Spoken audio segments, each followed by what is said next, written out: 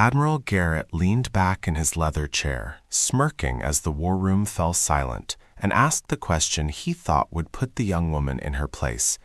"So, Captain, just for fun, what's your kill count?" Never expecting that the number she whispered would drain every drop of color from his face and force him to his feet in disbelief.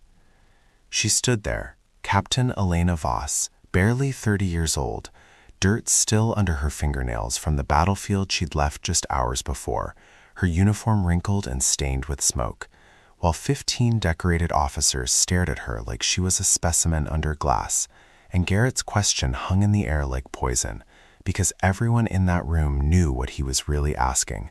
He wasn't asking about enemy combatants. He was asking if this girl, this woman who'd been promoted over men twice her age, actually deserved to stand among them. The whispers had followed her for months. She's too young, too soft, too emotional. She only got the position because of politics, because of quotas, because the brass wanted good optics. And Garrett had made it his personal mission to prove she didn't belong, undermining her orders, questioning her strategies in front of subordinates, making jokes about Captain Kindergarten when he thought she couldn't hear. But she heard everything. She always heard everything. And she'd swallowed it all down like broken glass because she knew that one wrong move, one emotional outburst would prove every single one of them right. But this morning had been different. The emergency call had come at dawn, hostile forces breaching the northern perimeter, civilian evacuation incomplete, 3 battalions cut off and surrounded.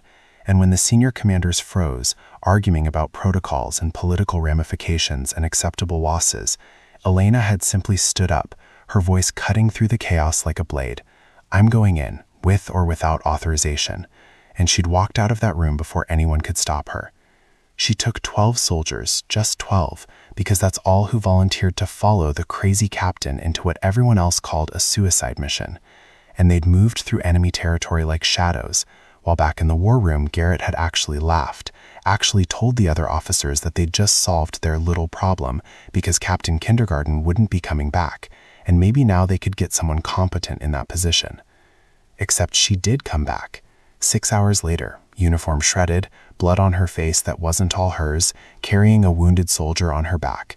And behind her came the 3 battalions, all 743 soldiers accounted for, followed by 216 civilians who would have been slaughtered if she'd waited for authorization, if she'd followed protocol, if she'd been the coward Garrett believed she was.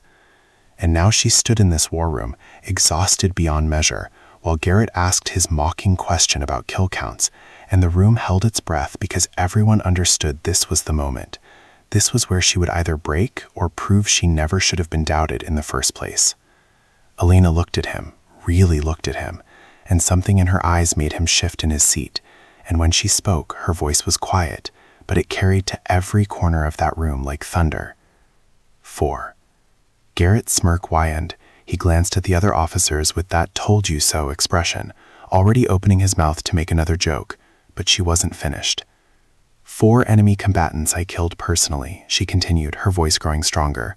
But since you asked about my count, Admiral, let me give you the full picture. I prevented 1,043 deaths today.